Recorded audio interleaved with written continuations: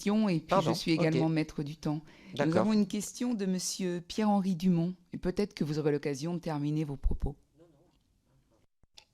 Merci Madame la Présidente.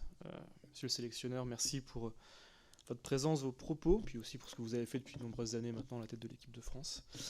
Je pense d'abord que ce n'est pas forcément le rôle de la commission d'enquête de juger des sélections ou pas des différents joueurs. Sans faire de jugement de valeur, les meilleurs résultats ont été obtenus sans la personne qui a été évoquée lors des grandes compétitions ces dernières années. Ceci étant dit, j'aurais deux questions. Vous avez évoqué, Monsieur Deschamps, le fait que lors de votre carrière de joueur, votre précédente carrière, en tout cas avant d'être sélectionneur de l'équipe de France, vous n'aviez pas fait l'expérience de faits de racisme. On sait malheureusement que l'Italie est parfois en pointe sur ces sujets-là, malheureusement.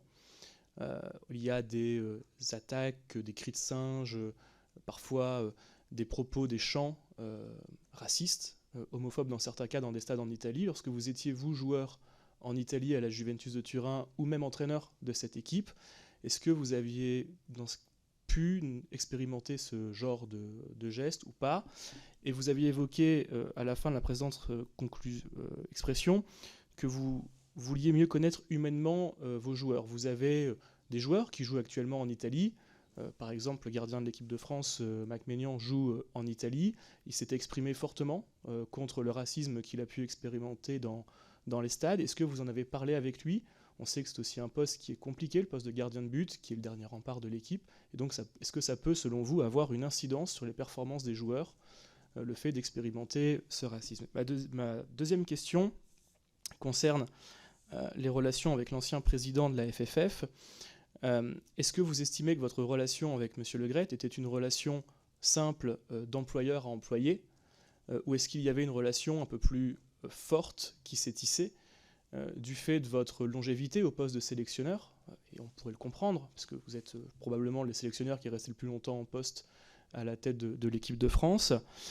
Et est-ce que vous ne pensez pas que M. Le Graët vous a un peu utilisé, peut-être, comme une sorte de paravent au moment où il était fragilisé, par exemple en vous proposant une prolongation de contrat qui va jusqu'à 2026, si je ne dis pas de bêtises, alors que la tradition veut que ça aille de grande compétition en grande compétition et que donc la prolongation qui vous a été attribuée à l'issue de la Coupe du Monde au Qatar aurait pu, entre guillemets dans les normes habituelles, s'arrêter après l'Euro prochain en Allemagne. Je vous remercie.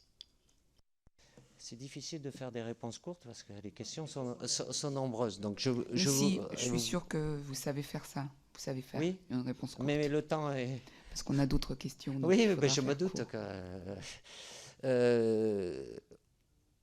en ce qui concerne le racisme, il y a beaucoup plus ces derniers temps d'incidents qui se passent. Je ne sais pas s'il n'y en avait pas, ou il y en avait et on n'en parlait pas.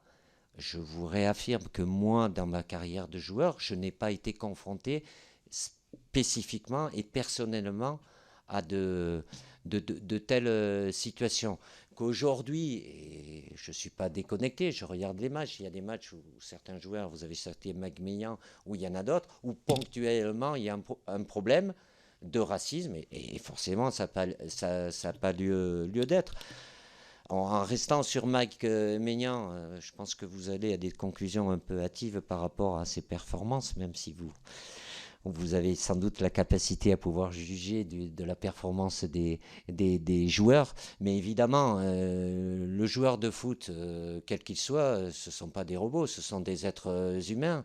Et je sais trop bien, pour avoir été moi aussi joueur de foot pendant de longues années, quand c'est une période où on n'est pas en confiance, où on peut avoir des soucis dans le domaine privé, ça influe sur la performance sur le terrain. Donc, à travers les discussions que je peux avoir avec mes joueurs en tête à tête, ça arrive fréquemment de pouvoir aborder des sujets qui sortent du domaine sportif.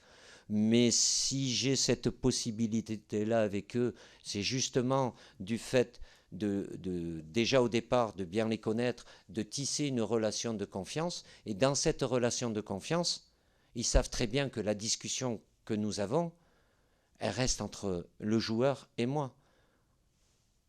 Tout au plus, je ne suis pas là pour les conseiller. Je leur donne mon avis par rapport à mon vécu et mon expérience, mais ça sera toujours leur décision, parce que c'est leur carrière. À un moment, ça peut arriver qu'ils peuvent me demander ce que j'en pense, mais je leur dis toujours, c'est votre décision. Je peux amener des éléments. Après, en ce qui concerne la relation avec mon ancien président Noël Le Graët,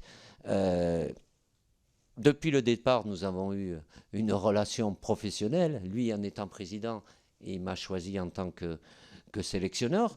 Et puis, au fil des années de se pratiquer, de se voir, de discuter, forcément, il y a une relation qui se crée, qui va au-delà du relationnel, de par tout ce que l'on a pu réaliser ensemble et qui a permis à l'équipe de France d'obtenir les résultats qu'elle a obtenus. Mais, et de son côté et de mon côté, surtout de mon côté, je ne l'ai jamais considéré différemment, même si ça m'est arrivé de déjeuner quelquefois avec lui, de parler football. Il est venu fréquemment à Clairefontaine, dans toutes les compétitions, et il était là avec nous, à nos côtés, pour échanger, parler football. Mais dans mon esprit, ça a toujours été mon président. Alors je disais, certains me l'ont reproché parce que j'ai dit mon président, c'était le président de tous les salariés de la fédération, comme aujourd'hui Philippe Diallo est mon président. Et malgré, ou je ne veux pas dire malgré parce que c'est négatif, avec cette relation de confiance où il m'appréciait, je l'appréciais, je ne me suis jamais permis de le tutoyer ou de le... Pour moi, en face de moi, c'était toujours le président de la Fédération française de football. J'ai fait un